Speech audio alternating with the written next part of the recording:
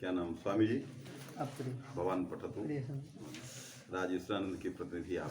पढ़िए पढ़िए। हाँ बोलिए। सादंगः पशुपक्षिणः। और यहाँ तक हो गया माने सकंध्वादिषु पर रूपम वाच्यम, यही पढ़ना ना। जी गुरु जी।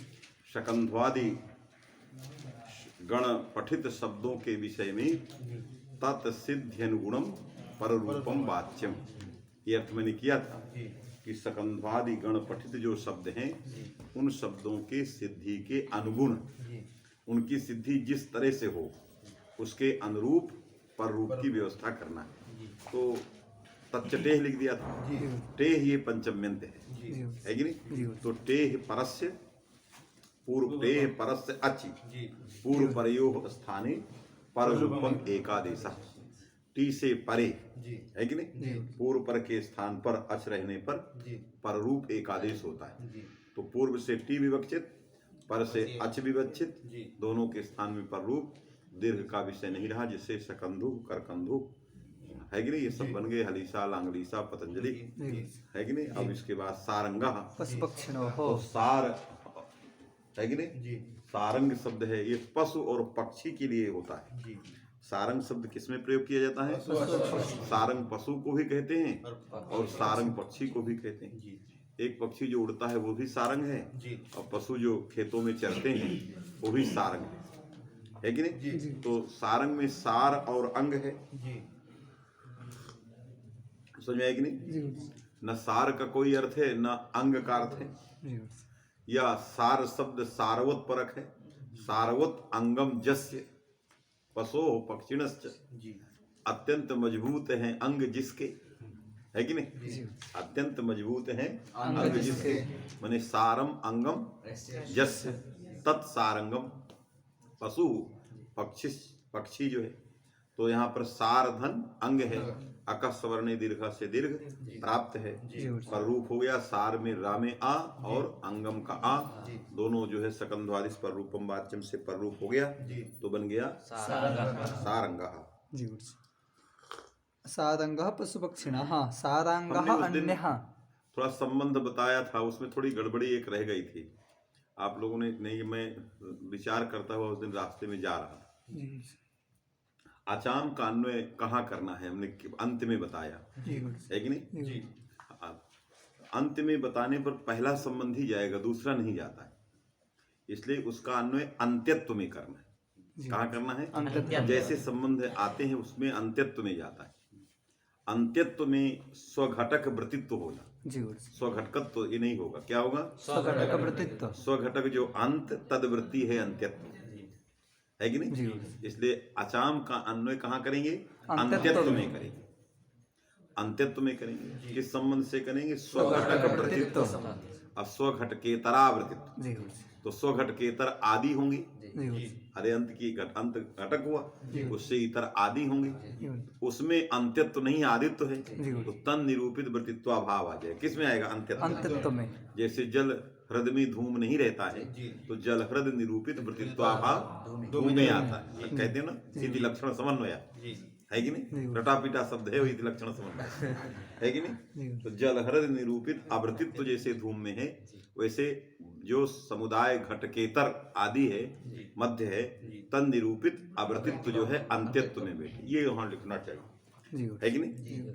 चलिए सादंगः पशुपक्षिणः। वहां ये सुधार लेना, ये जो मैंने बताया अभी इसको सुधार लेना, अंत्यत्व में अन्वय करना है। जी। सादंगः अन्यः आकृति गणोयम। तो सारंगः अन्यः बन गया।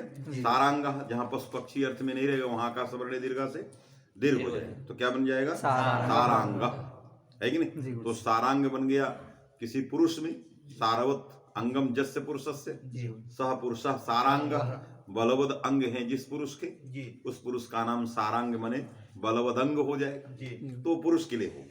और जहाँ दीर्घ नहीं रहेगा वो पशु और पक्षी के लिए हो।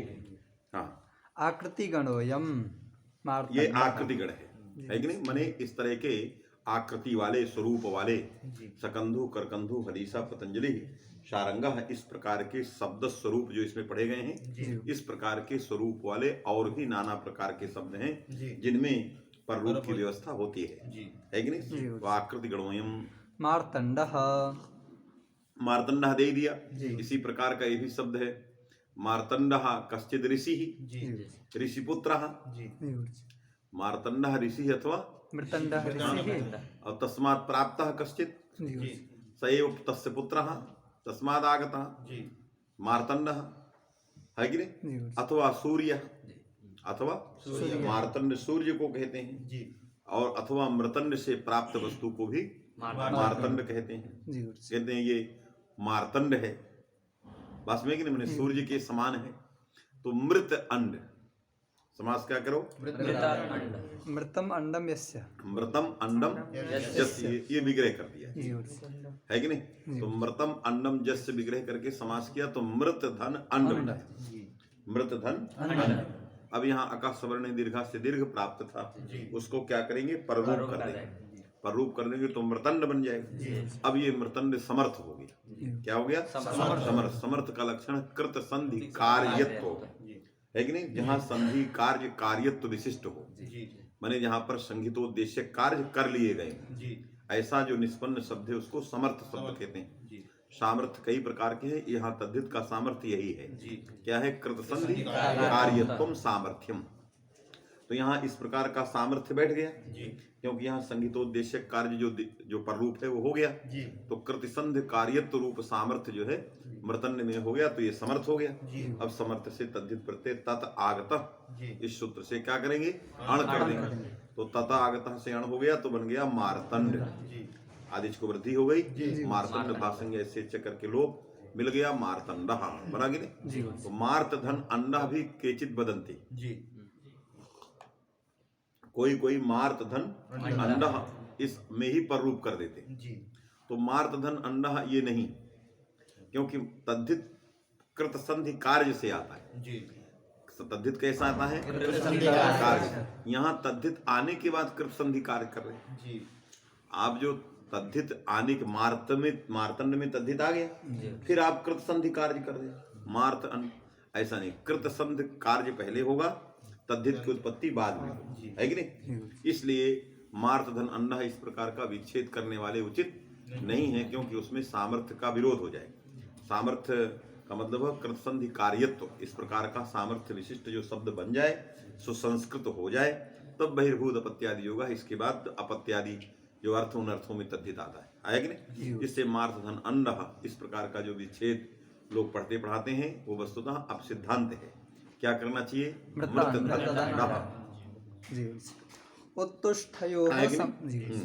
उत्तुष्ठयोः समासेवा। ओ तो ये भी उसी का वार्तिक है, किसका? स्कंदवादी गण का ही है। तो ओ तु ओष्ठः ओतोष्ठयोः लिखा, ओतुश्च ओष्ठश्च इति तयोः ओतोष्ठयोः। माने जहाँ समास घटक ओतु रहेगा अथवा समास घटक ओष्ठ रहेगा पर में, तो पूर्व पर दोनों के स्थान में पररूप होता है। माने टेह परस्य, है कि नहीं? ओतोष्ठयोः सतोः समास घटकयोः ओतोष्ठयोः सतोः पूर्व परयोः एकादेशः, या समास घटकयोः ओतोष्ठयोरचि, नहीं तो समग्र को हो जाए, है कि नहीं? टेह परस्य ओ समास घटकयोः ओतोष्ठयोरचि परे पूर्व परयोः पररूपम एकादेशः, है कि नहीं? तो इस प्रकार की वृत्ति बना। ये दूसरा कल्प है।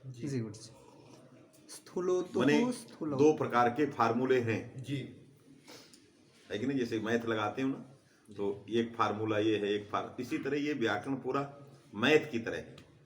एक फार्मूला दिया कि आत उपसर्ग में विशेषण होगा, वर्णांताद उपसर्गा। हम लोगों ने दूसरे फार्मूले को ले आए कि नहीं नहीं ऐसा नहीं करेंगे। क्या करेंगे? उपसर्गात आत करेंगे, धातु रीति करेंगे।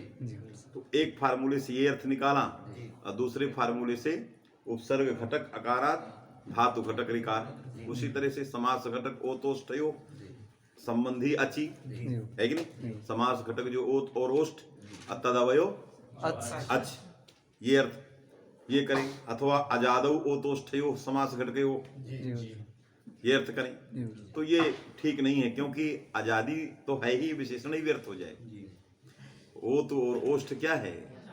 अनंत अनादिकाल से ही आजादी है।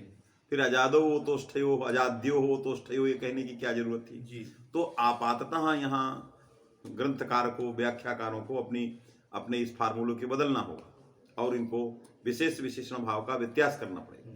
ओ तो स्थयो रचि, ऐसा करना पड़ेगा, क्योंकि अजादो कहेंगे तो विशेषणम व्यर्थम, अव्यभिचारा जी विशेषणम व्यर्थम अपविचारा। इसलिए आपाततः बदल रहा है आगे जाके। तो क्यों फिर अवर्णांताद उपसर्गाद और ये सब अर्थ जो है अवर्णांताद उपसर्गाद एंगादौ धातौ, ये सब क्यों ऐसा किया? क्लेश जब आगे बदलना है, इसलिए धातु धात्वयो एंगी, उपसर्गावयो अकारात धात्वयो एंगी, ये अर्थ करना चाहिए। बात समझे कि नहीं? उसी तरह सब वार्तिकों में भी है, अक्षाद हिन्याम में भी है, ऋते च तृतीया समासे में भी है, सारी चीजें हैं। इसलिए इस तरह की आप लोग सारी वृत्ति लिख डालिए, जहां जहां ये बदल रहे हैं सारे बदली हुई वृत्ति को लिख डालिए। देखिए प्रत्येक सूत्र पर लिख डालिए, प्रत्येक वार्तिक पर लिख डालिए, है कि नहीं? तो ये उत्तर जो है मने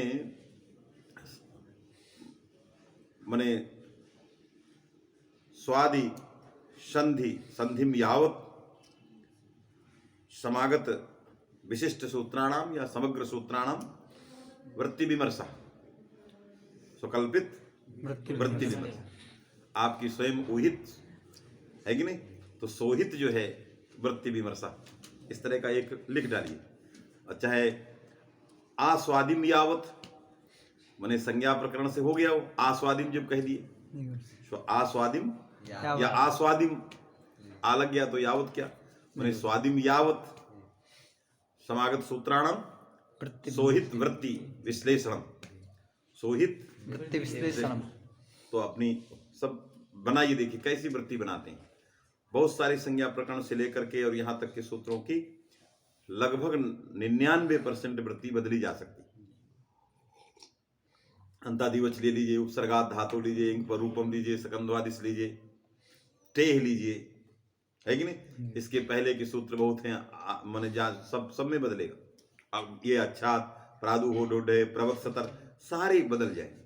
तो पूरा बदला हुआ रूप एक बनाइए और फिर उसको टाइप कराइए, फिर दिखाइए, देखिए आप कैसा काम करते हैं। हमारे पास समय नहीं उतना, लेकिन आप ऐसे काम को करिए, बैठ के पाठ लगाइए और प्रत्येक सूत्र की वृत्ति का विश्लेषण लिखिए, उसमें केवल मूल, फिर उसके अंदर फिर टीका क्या होगी, क्यों ऐसा किया गया, तो वहां कहेंगे कि प्रथम कल्प द्वितीय कल्प, फिर प्रथम कल्पे अनौचित्यम, द्वितीय कल्पे इदम औचित्यम, बात में कि नहीं? तो औचित्य अनुचित्य आ जाएगा। ये अच्छा कार्य है, आप कौमुदी पर ये काम किया जा सकता है। चलिए जी। स्थूलोतुः स्थूलौतुः, तो स्थूलश्चासवोतुः, ओतुर्बिडालः मार्जारः, है कि नहीं? इत्यमरः, तद बिडालो मार्जाद वृषदम सकाकबुक, है कि नहीं? ये अमर कोश ने कहा ओतु मने बिडाला, बिडाल, मार्जार, इस अर्थ को में ओतु प्रयोग है। और मोटा बिडाल है, स्थूल गुण विशिष्ट है, स्थूल है, तो स्थूल ओतु, तो स्थूल धन ओतु। अब यहाँ पर वृद्धि प्राप्त थी, है कि नहीं? तो ओतोष्ठेय समास सेवा सूत्र के द्वारा, वार्तिक के द्वारा विकल्प से पररूप हो गया, तो स्थूल ओतु। जब नहीं पररूप हुआ तो स्थूल ओतु, बात में कि नहीं? दोनों बन गए। बिंबोष्ठः बिंबौष्ठः, बिंबोष्ठः, है कि नहीं? माने बिंबाविव ओष्ठौ यस्य, बिंब फलवत्, बिंब माने फल, तो बिंबा इव, बिंबौ इव ओष्ठौ यस्य, उसको कहेंगे असौ बिंबोष्ठा। बिंब नाम का कोई फल है लाल रंग का, है कि नहीं? उसके समान ओष्ठ है जिसके हैं, माने भगवान के ओष्ठों को अधरोष्ठ और ऊपरी ओष्ठ, दोनों ओष्ठों की लालिमा का वर्णन आता है। शेष मानव में लालिमा नहीं रहती, किस में लालिमा रहती है? ओष्ठों में भगवान। मानव जो है कृत्रिम लालिमा लगाता है, कृत्रिम लालिमा लगा है नहीं, पुरुष नहीं, स्त्रियां हैं, वो भी तो मानव ही है कि नहीं?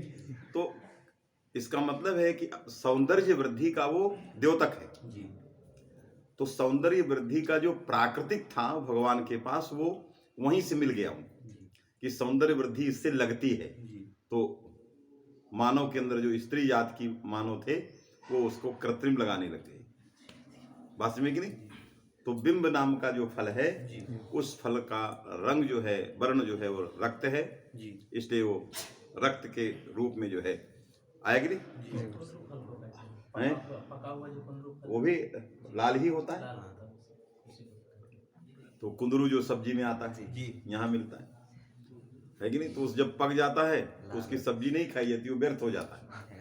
माने एक ही फल ऐसा है जो माने उसके पक्वावस्था में वैयर्थ्यम और पूर्वावस्था में ग्राह्य। वो पूर्वावस्था में ग्राह्य और पक्वावस्था में त्याज्य है। कहाँ कोई पका नहीं खाता, बाजार में भी पका नहीं है, खाते कोई? कुंदरू की सब्जी खाने से मंदबुद्धि हो जाती है। हाँ लोग खाते हैं। हाँ, जल्दी नहीं खाते। हमारे यहाँ एक क्षत्रिय परिवार बहुत इसलिए मंद हो गए सब, बहुत लगाए थे। कुंदरू की सब्जी खाने से बुद्धि में मांदे आता है, इसलिए सब्जी लोग खाते नहीं, लेकिन बनारस वाले बहुत खाते हैं यहाँ भी आ जाते हैं कभी। हाँ, चलो एक दिन में क्या है, धीरे धीरे मंद चलिए। तो बन गया बिंबोष्ठः, बिंबोष्ठी।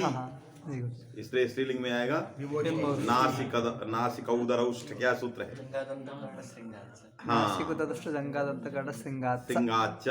तो बिंबोष्ठी चारुनेत्री है कि नहीं? ये श्लोक आता है। विपुल जखना है कि नहीं? तो बिंबोष्ठी भी बन गया। और भी बहुत सारे बना दिया है वहां। चंद्रमुखी चंद्रमुखा है कि नहीं? ताम्रमुखी ताम्रमुखा। चलिए, तो बिंबोष्ठा नहीं तो बिंबौष्ठा। तो पुरुष में बिंबोत ओष्ठत्व तो प्राप्त ही नहीं था, है कि नहीं? पुरुष में बिंबवत ओष्ठ प्राप्त ही नहीं थे। बात में कि नहीं? किस में प्राप्त थे? बिंबोष्ठी में। बात में कि नहीं? इससे पुल्लिंग में ही बनाना ही व्यर्थ लग रहा है। लेकिन इसलिए बना दिया कि क्वाचित कहीं यदि मिलता हो प्राकृतिक, उसके लिए जैसे भगवान पर ही मिलता है। चले, तो बिंबोष्ठः समासे किम तवौष्ठः। और जहाँ समास नहीं रहेगा, क्योंकि इदम पर रूपम समासे एव प्रवर्तते, तो समासाभाव तव ओष्ठः वाक्य है, इसलिए वृद्धि ही होगी, पर रूप नहीं होगा। तो तवौष्ठः। फिर ओमांगोस्स। अब फिर पर रूप का प्रकरण चल रहा है। फिर पर रूप में आ गया ओमांगोस्।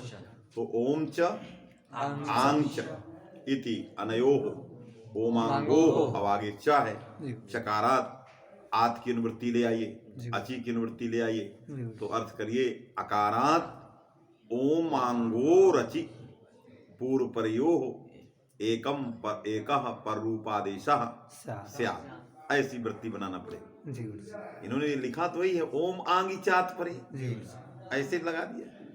माने अवर्णात ओम आंग पर में हो तो संपूर्व पर हो, माने पूर्व से ले गया अवर्ण, पर से समग्र ओम आंग ले लिया जाए, है कि नहीं? इसलिए ये वृत्ति जो है वस्तुतः उदक्षर वृत्ति है।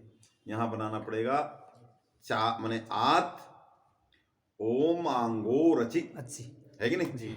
माने ओम आंग अवयव अच के रहने पर पूर्व परयो स्थाने पर रूपम एकादेशः। दो के स्थान में होने वाला आदेश एकादेश, एक के स्थान में होने वाला आदेश आदेश। जो एक के स्थान में होता है उसका नाम आदेश, जो दो के स्थान में होता है उसका नाम एकादेश। एकादेश और आदेश में यही अंतर है। आदेश किसी एक की जगह होगा और एकादेश दो की जगह, इसलिए एक लगा है उसमें। वास्तविक नहीं? ओमी आंगी च आत परे पररूपमेकादेशः स्यात्। एकादेशे सिच सिद्धो वाच्य, इसलिए वार्तिक में एकादेश लगाया है। एकादेशे सिज्लोप एकादेशे सिद्धो वाच्य, माने एकादेश में सिजलोप जो है सिद्ध ही रहता है, आतीत। तो एकादेश, क्योंकि वहां एकादेश है, दीर्घ है वहां, तो दीर्घ की कर्तव्यता में सिजलोप सिद्धि रहती है। नहीं तो यदि आदेश एकादेश में कोई भेद नहीं होता तो एकादेश में लाघवात आदेशे कहते। क्या कहते? आदेशे सिजलोपः सिद्धोवाच्य, लाघव था। फिर क्यों एक शब्द का ग्रहण वार्तिक में कर दिया? उस वार्तिकानुरोध से हम जानते हैं कि आदेशो भिन्न और एकादेश भिन्न है कि नहीं। एकादेश में वार्तिक लगाना है, आदेश में नहीं लगाना, इसलिए एक शब्द का उपादान गुरुभूत रहने पर भी करना पड़ा, आया कि नहीं, ये लगाना है। जी गुरु जी। शिवाय ओम नमः। तो ओमांगोश्च हो गया, आत ओमांगो रचि पूर्व परिवस्थाने पर रूप में एकादेशा, शिवाय ओम नमः, है कि नहीं। तो शिवाय ओम नमः में यहाँ नमः के योग में क्या हो गई, चतुर्थी है। वाक्य है ओम का अन्वय शिवाय के साथ है। ओम का अन्वय क्या है, सुने, ओम शिवाय नमः, ये उसका तात्पर्य है। क्योंकि सूत्र लगाना है इसलिए उसके लगे साथ अन्वित संबद्ध ओम को आगे करो या पीछे करो, कहा तो वो ओम ही जाएगा, बस में कि नहीं, कहा क्या जाएगा, ओम शिवाय ही कहा जाएगा। तो यहाँ चतुर्थी विभक्ति जो आई है वो नमः के योग में आई है। ओम शिवाय धन नमः ऐसा करने पर सूत्र की प्राप्ति नहीं है, इससे ओम शिवाय के अंदर जो ओम था वो नमः के माने उत्तर में कर दिया है कि नहीं। अर्थात इस उत्तर में ओम लगाने के बाद इदम ध्वनितम भवति, यत् शिवाय ओम नमः इदमपि साधु, ओम शिवाय नमः इदमपि वाक्यम साधु, सूत्रस्य प्रवृत्ति सत्वात्। तो इस सूत्र की प्रवृत्ति हमें बताती है कि हम शिवाय ओम नमः भी जब करेंगे तो वही पूर्ण होगा जो ओम नमः शिवाय से होता है, समझे कि नहीं। देखिए ओम नमः में पहले ले आते, बात समझिए। तो इसलिए नमः के योग में चतुर्थी हो गई, तो बन गया शिवाय धन ओम नमः। शिवाय धन ओम में क्या प्राप्त है, वृद्धि प्राप्त है, गुण को बाद की वृद्धि प्राप्त है। वृद्धि को इसने रोक लिया, वृद्धि को रूप ने रोका तो पररूप हो गया, तो बन गया शिवाय ओम नमः।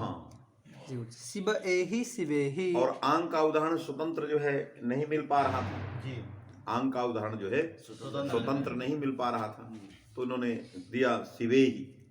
तो शिव धन आधन इहि है कि नहीं, शिव धन आधन इहि, आंग उपसर्ग है, इन धातु के मध्यम पुरुष एक वचन का रूप है इहि, इहि माने आगक्ष है कि नहीं।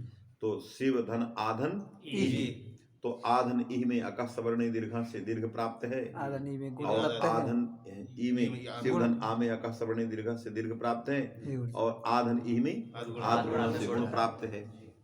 यद्यपि दीर्घ गुण का अपवाद है, गुण का दीर्घ अपवाद, क्योंकि दीर्घ जो है यण गुण दोनों का बाधक है, कहीं यण का कहीं कहीं गुण का। जैसे दैत्यारी में गुण का बाधक है, श्रीसा में यण का, तो बाधक है। तो बाधक होने से क्या होगा, पहले ही हो जाना चाहिए, क्योंकि अपवाद शास्त्र की प्रवृत्ति तो पहले ही होती है। तो यदि पहले हो गया तो क्या होगा, शिवा इहि, और फिर क्या हो जाएगा, गुण हो जाएगा। यदि पश्चात उत्सर्ग शास्त्र की प्रवृत्ति संभावना है पश्चात तो पहले बाद में क्या हो जाएगा, गुण हो जाएगा, तो क्या बनेगा, शिवे ही बन जाएगा। फिर आंग ग्रहण क्यों किया, आंग ग्रहण क्यों किया, तो ये अपवादोपि अन्यत्र चरितार्थ, अपवादो यदि अन्यत्र चरितार्थ तदि तदंगेन बाध्यते। कहा यदि अपवाद क्वचित चरितार्थ हो जाए तो उसके अंदर जो अचारितार्थ रूप अपवादत्व बीज था वो नष्ट हो जाता है। तो यह अपवाद कहाँ चरितार्थ हो गया, जहां पर समानाश्रय विधि थी। चरितार्थ कहाँ हो गया, समानाश्रय माने जहां स्थानीय निमित्त दोनों समान थे, है कि नहीं। जहां स्थानीय और निमित्त दोनों समान, वहां आदगुणा को बाध करके चरितार्थ हुआ। सब जगह थोड़ी आदगुणा को बाधेगा, क्योंकि आदगुणा के दो क्षेत्र हैं, समानाश्रय और विभिन्न आश्रय। एक समानाश्रय क्षेत्र है, एक विभिन्न आश्रय है कि नहीं। तो ये शिव धन आधन इहि जो यहाँ पर है आदगुणा का क्षेत्र, वो विभिन्न आश्रय है, बस में कि नहीं। शिव धन आमे जो आदगुणा प्राप्त है ये समान आश्रय है। शिव धन आमे, ऐसा नहीं कि शिव धन आमे आदगुणा नहीं प्राप्त है, अवर्ण से अचपर में है, प्राप्त है, बस में कि नहीं। तो जहां जहां आ प्राप्त है अवर्ण से अच में आ, इस प्रकार के समान आश्रय में ये बाध करके विभिन्न आश्रय जहां रहेगा वहां यण प्राप्त, जहां विभिन्न आश्रय अवर्ण से ई रहेगा वहां यण प्राप्त। तो समानाश्रय में सब जगह आदगुणा को दीर्घ ने बाध करके चरितार्थ हो गया। बात में कि नहीं। जी गुरु जी। अब यहाँ आदगुणा की प्राप्ति समानाश्रय में न दिखाकर विभिन्न आश्रय में है। कहां पर है? आ और ई में है। बात में कि नहीं। विभिन्न आश्रय में प्राप्त जो आदगुणा है उसके बांधने में अका सवर्ण के पास सामर्थ्य नहीं है। क्यों? शिव धन आमी, दैत्य धन अरिह में, विष्णु धन उदय, वहां तो यण है। जहां जहां समान आश्रय है वहां सब जगह आदगुणा को बाध करके दीर्घ क्या हो गया? चरितार्थ हो गया। तो उसका अपवादत्व तो नष्ट हो गया है कि नहीं। जब अपवादत्व तो नहीं रहा तो विभिन्न आश्रय में आदगुण अंतरंग है।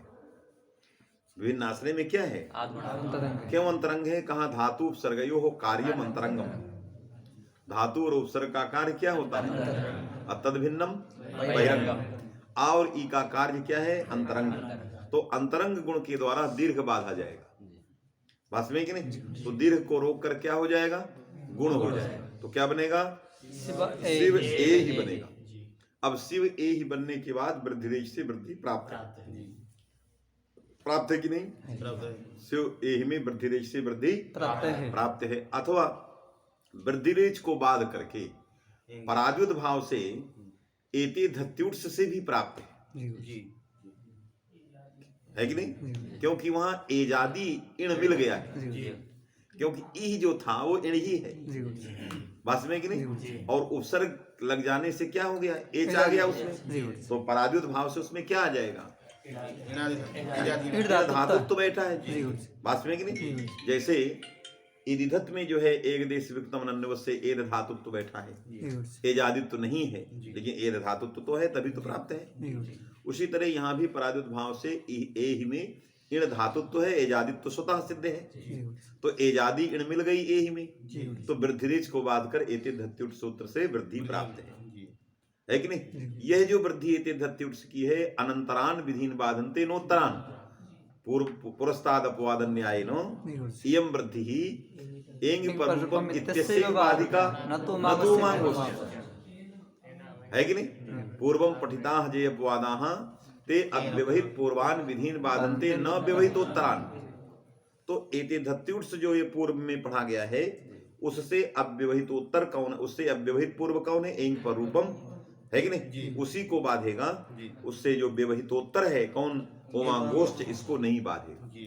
इसलिए वृद्धि को नहीं वृद्धि नहीं बाधेगी। तो ओमांगोष्ठ सूत्र से क्या होगा? पररूप होगा। पररूप के लिए क्या चाहिए? आंग चाहिए। पररूप के लिए क्या चाहिए? आंग चाहिए। आंग के लिए हमने क्या लाए? अंतादिवच लगाए। एकादेशस्य पूर्व या परस्थानी, एकादेश आ और ई मिला के ए हुआ है, उसका पूर्व स्थानी आ है कि नहीं। तद घटित समुदाय विविधित भाव से वही है। तदवृत्ति धर्म क्या है? आंग। तो वो एकादेश विशिष्ट में आ जाएगा। माने एकादेश विशिष्ट ए में ही या ए ही के ए में आ गया, एकादेश में आ गया। तो आंग तो आ गया, तो इसको क्या कहा जाएगा? आंग कहा जाएगा। क्योंकि आंग के कहने का कारण क्या है? आंग। तो जिसमें आंग तो रहता है उसी को आंग कहा जाता है। जैसे जिसमें मनुष्यत्व रहता है उसको मनुष्य कहा। भले ही उसके चार पैर क्यों न, लेकिन उसके अंदर यदि मनुष्यत्व है, क्योंकि उसके व्यवहार का कारण वही है कि नहीं। तो ये आंग कहा जाएगा। तो आंग कहा गया तो क्या हो जाएगा? पररूप हो गया। पररूप हो गया तो शिवे ही बन गया। अतः जो वृद्धि करते थे उनका कहना ठीक नहीं है। बन गया कि नहीं? शिवे ही। अव्यक्तानुकरणस्यात् इतौ। फिर दूसरा सूत्र आ गया, अव्यक्तानुकरणस्यात् इतौ। अव्यक्तानुकरणस्य माने अव्यक्तस्य अनुकरणम, अव्यक्तानुकरणम तस्य, अव्यक्तानुकरणस्य अत है कि नहीं। फिर आगे इतौ। तो अव्यक्तानुकरणस्य षष्ठ्यंत पद है, अत ये जो है प्रथमांत है, और इतौ ये सप्तम्यंत है। समझ में है कि नहीं। अब यहाँ पर पूर्व सूत्र से लाना है, पररूप को लाना है कि नहीं, और अची को लाना है। तो अव्यक्तानुकरणस्य अत इतौ अची उभयोः स्फूर्परयो स्थाने पररूपम एकादेशस्यात्। ये वृत्ति बनानी पड़ेगी। सही कि नहीं। और अव्यक्तानुकरणस्य की षष्ठी को वाचकत्व मानना पड़ेगा। अव्यक्तानुकरणस्य में जो षष्ठी विभक्ति है तस्यार्थः वाचकत्वम षष्ठ्यर्थः। अव्यक्तानुकरण का वाचक, अव्यक्तानुकरण का वाचक जो अत माने अव्यक्तानुकरण संबंधी अत वैशिष्ट्यम वाचकत्व वाचकत्वेन। इसलिए वाचकत्व अव्यक्त माने ध्वनि है, अपरिस्फुट ध्वनि। ध्वनि दो प्रकार की होती है, एक परिस्फुट होती है, परिस्फुट ध्वनि को प्राकृत ध्वनि कहते हैं, और एक अपरिस्फुट ध्वनि होती है, उसको वैकृत कहते हैं, है कि नहीं? तो अव्यक्त कहते हैं एक ध्वनि व्यक्त होती है और एक अव्यक्त होती है। तो यहाँ अव्यक्त ध्वनि माने जहां पर वर्णों का क्रम परिस्फुट नहीं है, स्फुटित नहीं है कि नहीं? जहां क्या बोल रहा है, लड़खड़ा रहा है, कुछ समझ में नहीं आ रहा, अत कर रहा है कि नहीं? वो कुछ बोल रहा था, पटत पटत कुछ कर रहा था, तो कहा समझ में नहीं आ रहा, कुछ बोल रहा है कि नहीं? कुछ खटपट कर रहा है, तो खटपट कर रहा है, इसी का अनुकरण कर लेना, भाषा में कि नहीं? तो इसलिए अव्यक्ता ध्वनि ही, अव्यक्त नाम से ध्वनि को लेना है। अब इस उस ध्वनि का अनुकरण है कि नहीं? और अनुकरण का वहां वाचकत्व में अवयोजवत, अव्यक्तस्य के अंदर जो षष्ठी, उसका अर्थ वाचकत्व मानिए। अव्यक्तस्य अनुकरणम अव्यक्तानुकरण, अव्यक्त पदोत्तर जो षष्ठी, उसका अर्थ क्या है? वाचक। माने अव्यक्त का वाचक कौन होगा? अनुकरण होगा, और उस अनुकरण का अवयोजो अत, ये लगाना बात में कि नहीं? अव्यक्तानुकरण अवयोजो अत। तो परिस्फुट ध्वनि ही, परिस्फुट ध्वनि ही व्यक्त ध्वनि ही, अपरिस्फुट ध्वनि ही अव्यक्त ध्वनि, आए कि नहीं? तो अव्यक्तानुकरण संबंधी अत, अतः परस्य, अव्यक्तानुकरण संबंधी अतः परस्य इतौ अचि, पर रूपम एकादेशः। उदाहरण क्या दिया?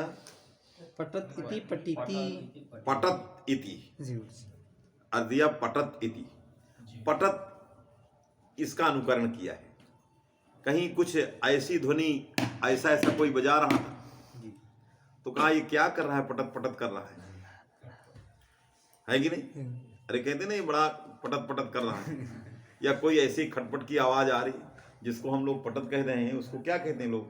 कहीं से खटपट की, क्या वो कुछ नहीं स्पष्ट हो रहा है, उसी तरह से कुछ अस्पष्ट नहीं हो रहा था, तो ऐसी अस्पष्ट ध्वनि का अनुकरण कर दिया, पटत अनुकरण कर दिया, और अनुकरण करने के बाद आगे इति लगा दिया, तो बन गया पटत इति लगा दिया, आए कि नहीं? पटत इत कर दिया, समझ में बात आ गई? प्रायण बाहुल्येन अनुकरण इति परक होते हैं। प्रायण कोई अनिवार्य नहीं है, 1% छूट है उसमें, है कि नहीं? 1% छूट है, मैं 99% अनुकरण क्या होते हैं? इत परक। अनुकरणम चानीति परम सूत्र से उन्होंने 1% छूट दे दिया।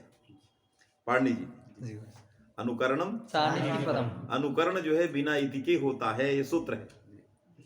अनुकरणम चानीति परम, तो अनुकरणम चानीति परम इस सूत्र में इति परक न की बात कह दिया। एक क्वचित कहीं उदाहरण ऐसे मिलते हैं, नहीं सब जगह जितने हैं क्यों तस्मिन् नीति, तस्मादिति, है कि नहीं? नवेति, माने ऐसे जहां जहां आपको अनुकरण मिल रहे हैं वहां इसी सूत्र में इति लगाया है। अव्यक्तानुकरण से इतौ, क्योंकि इत परक रहना है उस।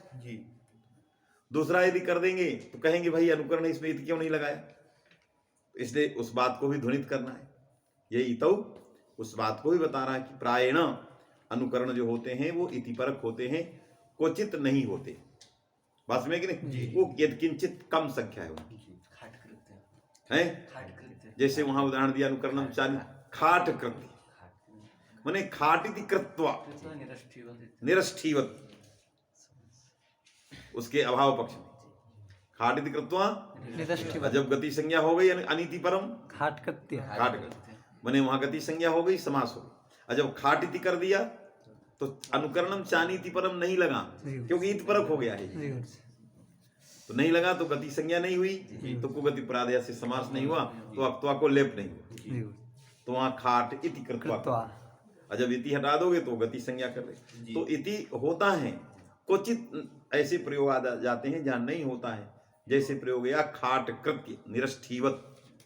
बात में कि नहीं? क्या किया? इको गुण वृद्धि। इको गुण वृद्धि में क्या है? अनुकरण। हाँ, इकानुकरण है, षष्ठ्यंतानुकरण है, इतपरक जरूरी नहीं, वही बताया जी कि क्वचित सूत्रों में अनुकरण है, कहीं लोक में भी खाट कृत्वा खाट कृत्य, ये लोक का ही उदाहरण है कि नहीं? जी तो इसलिए प्रायेण माने आधिक्येन अनुकरण जो है इति परक माने जाते हैं। जी तो पटत इति है, जी अव्यक्तानुकरण अनुकरणावयव अत कौन हो गया? पटत में अत, अत ततः परस्य इति घटकेचि, है कि नहीं? तो इति घटक कौन हो गया? इकार, पूर्व पर के स्थान में पररूप हो गया, पूरे अत और ई को हुआ, है कि नहीं? इसलिए अतः लगाना है, अतः परस्य, बात में कि नहीं? पंचम्यंत लुक माने सौत्रत्वात् पंचमी गई, अव्यक्तानुकरण स्यात् माने अतः, अतः पंचम्यन्ते। हाँ पंचम, तभी उसको लेना पड़ेगा, आगे इत लगाई अतः, तो अव्यक्त अनुकरण संबंधी अतः परस्य इति घटक इकारे परतः पूर्व परियो स्थाने पर रूप हो गया, तो बन गया पठिति, है कि नहीं? फिर क्या लिखा? पठिति एकाचो न सरलीति, माने जहाँ एकाच रहेगा, श्रत का अनुकरण किया है, श्रत का क्या श्रत श्रत कर रहा है कि नहीं? वो नाक से गोड़ रहा था, जुकाम हो गई थी, तो हमने कहा क्या श्रत श्रत कर रहे हैं? श्रत ये एकाच है। अव्यक्तानुकरण कैसा होना चाहिए? अनेकाच होना चाहिए। श्रत में अत तो है लेकिन अव्यक्तानुकरण अनेकाच होना चाहिए। तो अव्यक्तानुकरण जो एक अनेकाच, तत्संबंधी जो अतः ततः परस्य, है कि नहीं? इतौ घटके अचि, वहां पर इस सूत्र प्रवृत्त हुआ, इसलिए यहां नहीं लगा तो बन गया श्रदिति, आया कि नहीं? जस्त हो गया।